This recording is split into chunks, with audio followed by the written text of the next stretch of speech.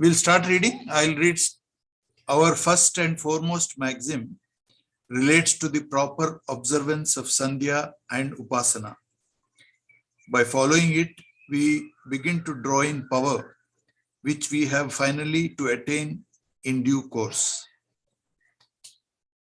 Another important point in this connection is that when the divine currents began to flow, their actions and counteractions created a state of grossness, which led to the formation of atoms, anus, and subatoms, paramanus, in their particular forms and shapes. The continuance of the flow created heat, which was the very basis of life and which gave further stimulus to existence.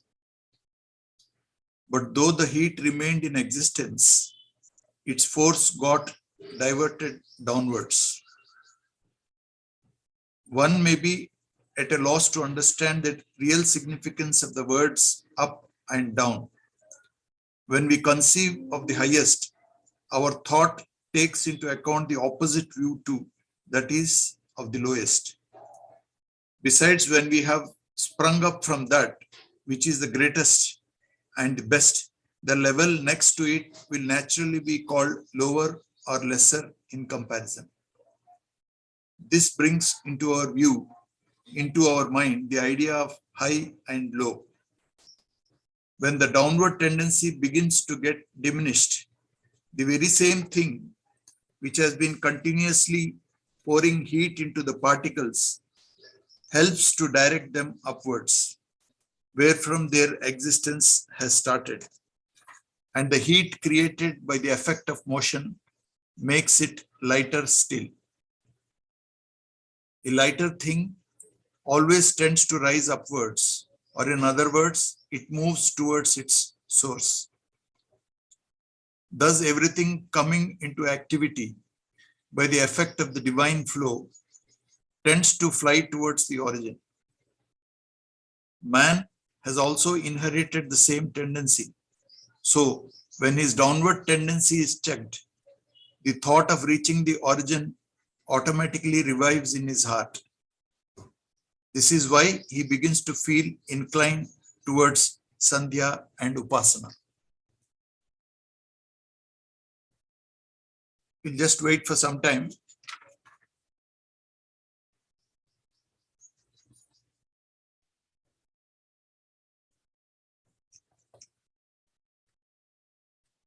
Any thoughts or contribution anybody wants to make on this paragraph? All these are very loaded and these are akin to Upanishads actually and the Veda directly.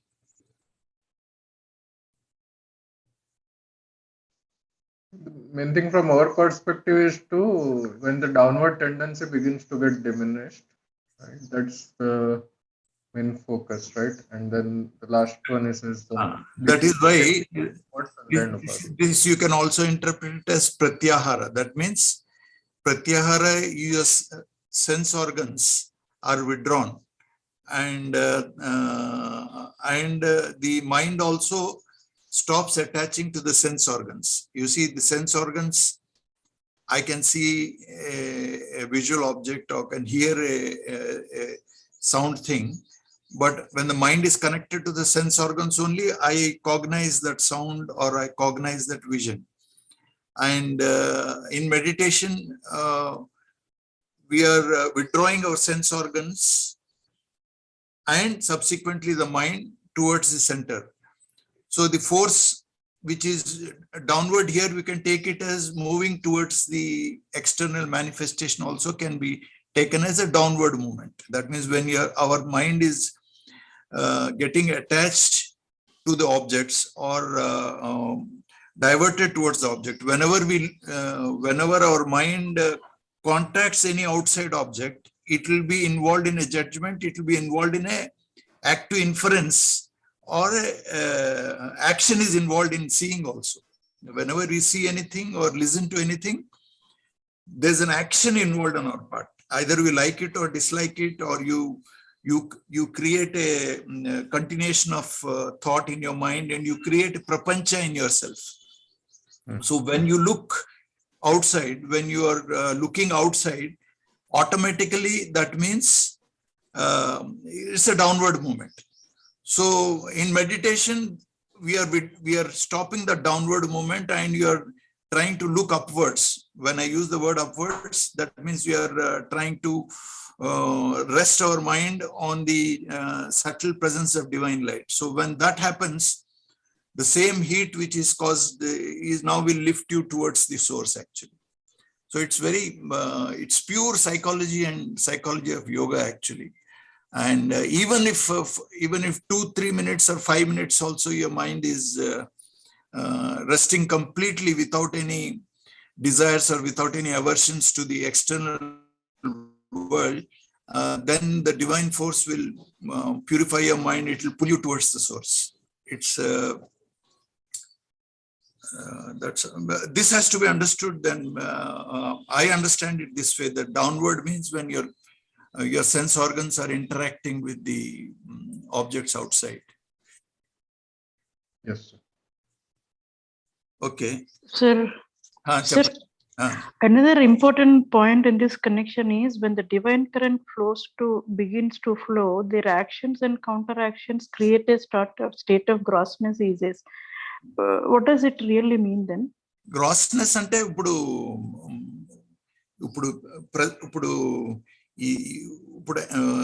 this is pure physics is talking, whereby earlier, if you can imagine, though it's very difficult to have a clarity about the actual origin of the world, but you can very nearly come about the thinking of the origin of the whole universe. So at that time, the subtlest power is there, which is hardly visible and hardly felt at all. And that subtle power now, due to the effect of Shobh, that has come into action. Now the vibration has started in that power. And that power, that vibration, when it keeps on intensifying, because the sankalpa of God to create the world is there, it kept on intensifying. Okay. And once it intensifies, then the electrons and then the neutrons and protons will form. And different combination of electrons, neutrons, and protons form all the periodic table elements. And we are, myself included, and then yourself, the computer here, the grass here, the stars here, the oxygen in the air, they're all different combination of these electrons only. So that is all grossness. So this world which is in which we are embedded and in which we are participating and with which we are continuous, actually is a result of the sankalpa of God to create the world, and then that grossness is what we are seeing. But whatever material, there's nothing different called material and spiritual. Everything is one continuum. Okay. We are continuous with God. Okay. God is subtlest, and the matter, wood or the earth or these computer particles or chips, whatever, they are grosser. That's all. In spirituality, there is no clear division between material and spiritual. Everything is one continuum. So you cannot, the idea that you renounce the world doesn't mean that you are totally causing a diverse between your physical body or the world around you, and then you are withdrawing yourself. And it doesn't mean that you become one with the universe. You love people much better. You love animals better. You love nature better. You become part of nature. So this idea of a materialistic thing is different, is all not the reality. This is a convention. Language brings about this convention. That's all about it. Right. Right. Thank you.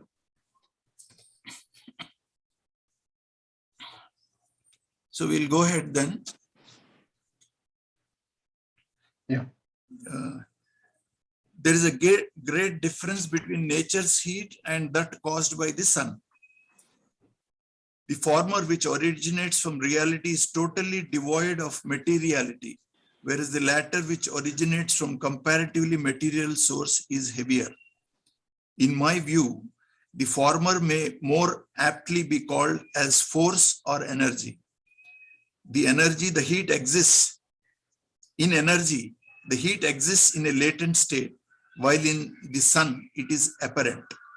The sun's heat is mere warmth, while the latter is the promoter and preserver of life, though the word used in both the cases is the same. It is regrettable that no adequate means of expression of such subtlest matters are available and possible. It is important to understand that language is one of the causes for us not understanding the truth. Actually, language actually becomes a barrier after some stage. It is regrettable that no means of expression of such subtlest matters are available and possible. I have, however, tried my best to explain it through words as far as possible. Yet the actual realization of the difference depends upon practical experience alone, anubhava alone.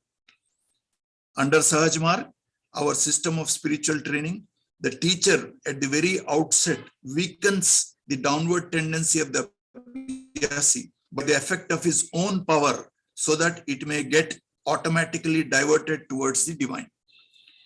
This state of mind relates to the higher plane of consciousness, whereas the former one relates to the lower.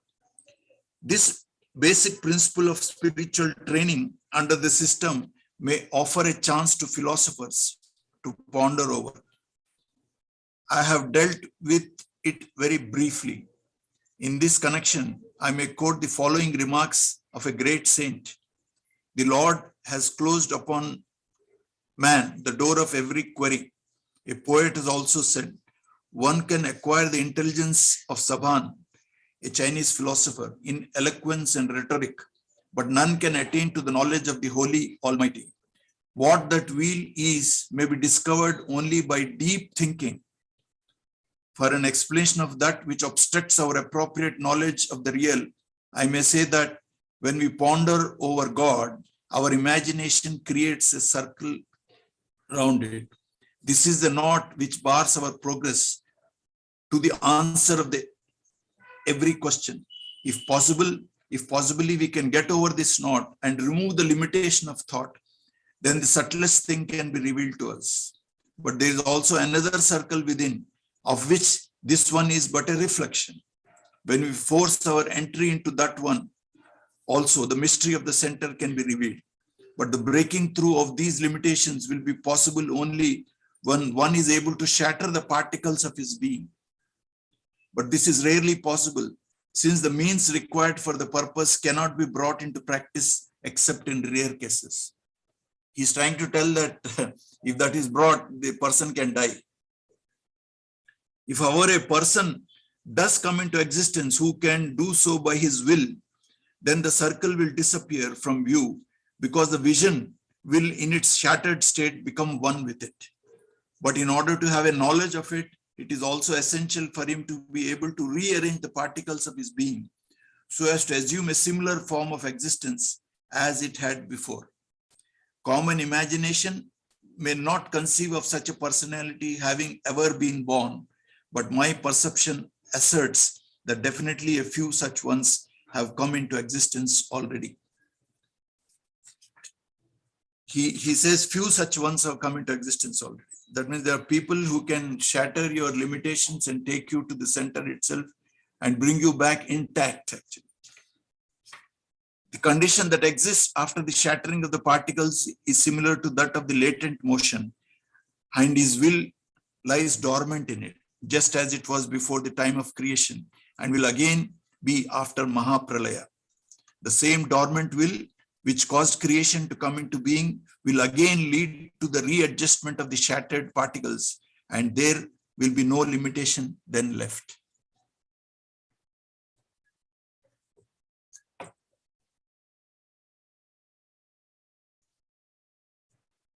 So this is, I request that all the people are joining this book reading session we can all collectively continuously try to meditate and then contemplate every sentence of these things, then only it is possible to come nearer to the master, and then only we can, his grace will turn on us. And without his grace, it is not possible for us to know our true nature. It becomes almost impossible. Unless God's attention is turned on you, you can never know about the reality. It is a big wheel in front of us.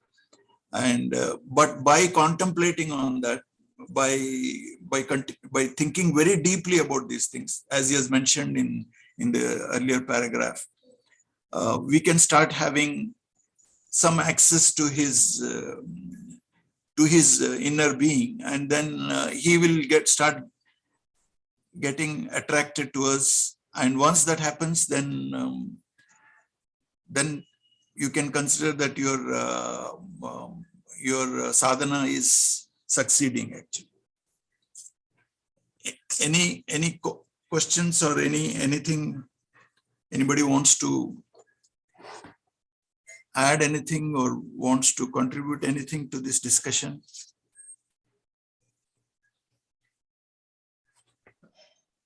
It is meant for contemplation only. He even talks about the difficulty of language also. He talks about how, the real the heat of the God promotes life, and the same grosser form, that heat is the energy in the sun. He talks, and then he says, I have to use the same word for the heats. But unless you meditate and try to understand, you will not.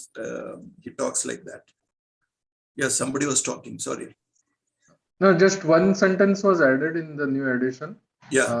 After the Urdu translation. So that is after this. Under the natural path, our system of spiritual training, the teacher at very outset weakens the downward tendency of the Abhyasi by the effect of his own power, so that it may get automatically diverted towards the divine. So this was there. And then this is the philosophy of training and also foundation. So this was added after the Urdu translation. Yeah, that's right. So you see, now it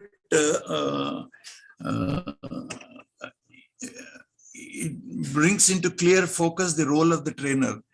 The trainer should be one whose, his downward tendency is arrested, and his mind is remaining stable in the consciousness of the divine.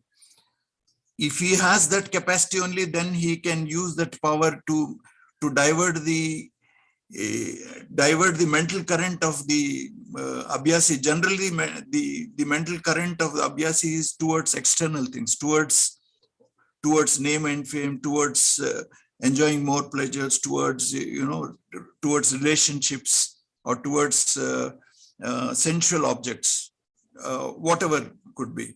So it is very difficult for a person on his own to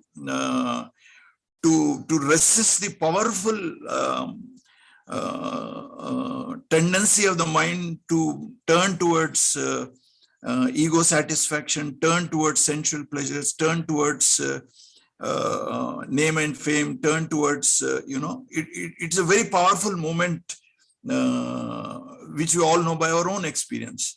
So from that stage to withdrawing the mind, causing pratyahara, is not that easy for a modern mind who is immersed in so much of beautiful things in this world. But for a trainer is there who is whose mind is has stopped moving in the downward direction and is stable in the upward direction. If he uses the willpower, then he can help the person quite well. So anyway, any further questions? If not, I just want to read another small article written by Babuji. It's about 1.5 pages. No, that is actually Complete Works of Ramchandra, Volume 5. It is page number 52. I think Dakshinamurti may be having it. It's called The Thread of Devotion. That is also linked to this first commandment. This practical advice is written to somebody. So this is, the article is titled Thread of Devotion. Whatever comes on our march towards God realization comes for our betterment. I will, if I get out of it and make my comments, I will try to let you know that I'm reading from Master, and some of it is my, if at all there's an urge for me to speak, if I feel that that is quite worthwhile, which will help in your practice, I'll take the freedom to talk like that. But otherwise, I'm just reading what he said. So whatever comes on our march towards God realization comes for our betterment. Even when there are obstructions, the Master will have to remain in our thought to remove the obstructions. I'll repeat again. Even when there are obstructions, the Master will have to remain in our thought to remove the obstructions. So what more do we need when the Master is attentive towards us? Question mark. The object of all our prayer and meditation is to attract the Master's attention towards us. But the Master's attention turns towards us only when we come across difficulties and ups and downs on our quest towards him. Interesting point he's making. He says, but the Master's attention turns towards us only when we come across difficulties and ups and downs on our quest towards him. Okay, this is an extremely positive thing he said. I'll continue. Surdas was blind. He was so absorbed in love and the remembrance of Lord Krishna that he could not discern a well with his staff and fell into it. This was a really happened event. Lord Krishna is not a mythical figure. He is a reality, and many people in their devotion had access to him. Even Dr. Vardachari, when he was meditating, he had a darshan of Lord Krishna. Don't get into the Western propaganda that they're all myths, they're all realities. We have to know that. He was so absorbed in love and remembrance of Lord Krishna that he could not discern a well with his staff and fell into it. Lord Krishna himself brought him out of the well with his own hands. How fortunate he was to experience Lord Krishna's touch upon him, as a result of which his purity increased many-fold after falling into the well. As long as ego is present, a person feels happy when praised and hurt when criticized. There is no telling how far such egotism will go. Getting rid of such ego takes eons of time. He is telling getting rid of such ego takes eons of time. It takes a long time, that's what he's trying to say. The same is true for illusion and ego. Both are very potent and they are the main causes for the downfall of many yogis, practitioners. May the Almighty Lord be merciful. So he says it takes eons of time. The illusion or Maya, that Maya is a wrong view about reality, wrong cognition. Both are very potent. They are the main causes for the downfall of many yogis, practitioners. May the Almighty Lord be merciful. So he's praying on our behalf to God that we should not succumb to the downfall. Now I'll read further. One more thing I would like to share with you. Do not be attached to either fame or humiliation. Humiliation is easily removed, but to be rid of fame is really in the hands of God. It is possible only when God's mercy is fully upon us. Even then, as long as we remain embodied, some little bit certainly remains. I am writing about my weakness also. When someone praises me, I also feel happy, although it is not often that this happens. Second, when it does happen, I do not sense who is being praised and who feels happy. So I want you to note that humiliation is easily removed, but to be rid of fame is really in the hands of God. It is possible only when God's mercy is fully upon us. So one of the motives why the Imperience started this reading session about Babuji's works is to entertain his thoughts in our mind.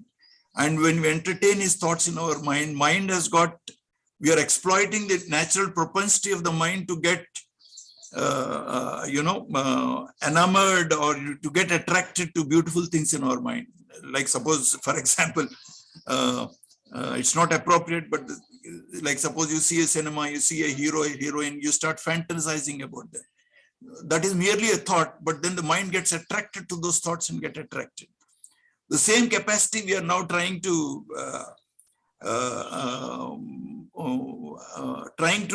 allow our mind to be infused with the thoughts of the master.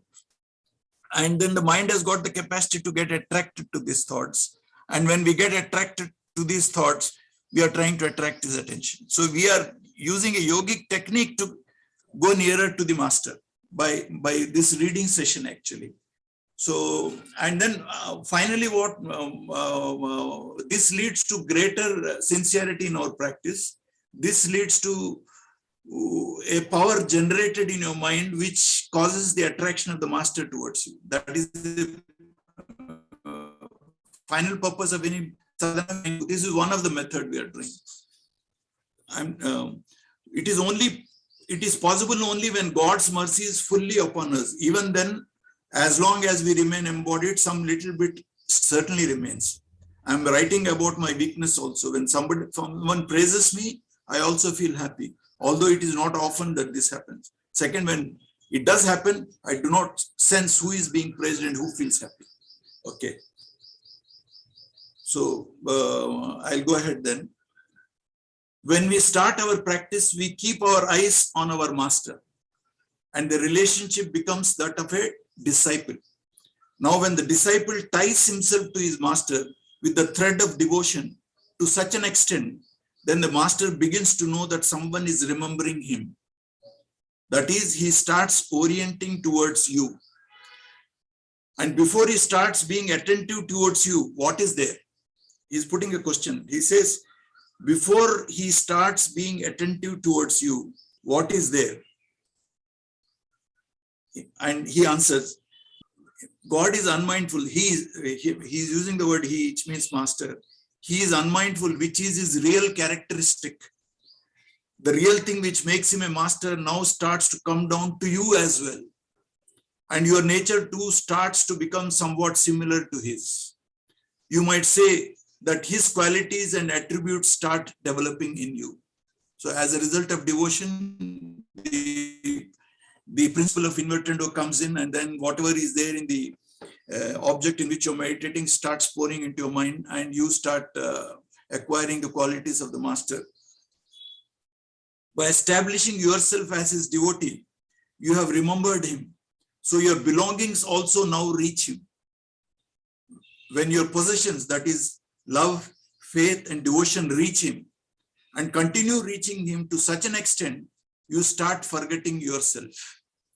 When this condition is reached, you start realizing that master himself is now in your thought.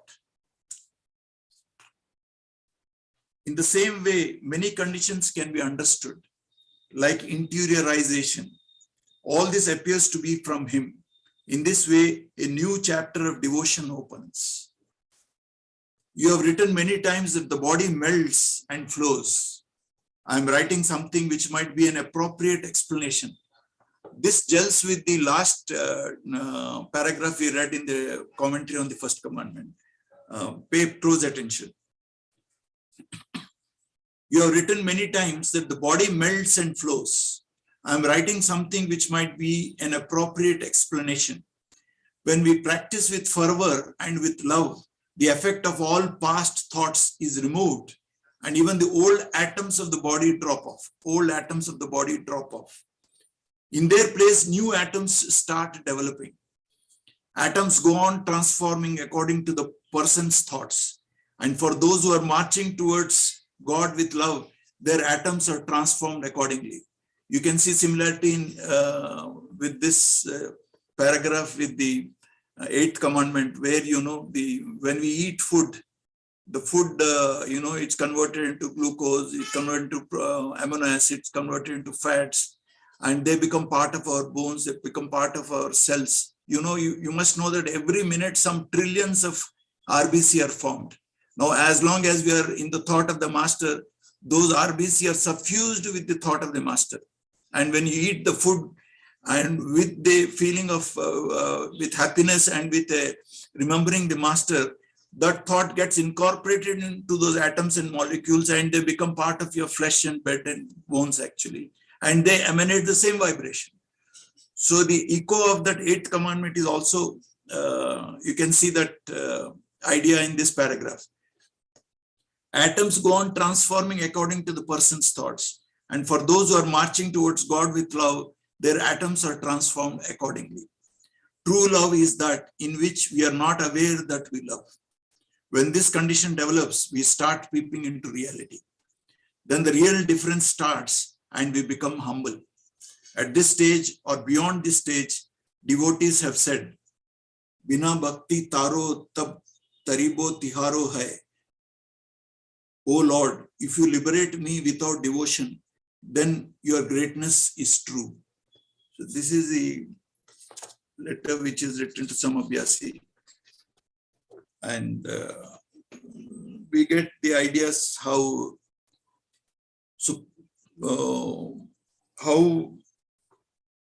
devotion leads to the process of invertendo, where the object on which you're meditating, through the bridge of thought with which your attention is resting on the object of meditation, through that bridge of thought, all the vibrations of the master start entering into your mind, and your mind is transformed.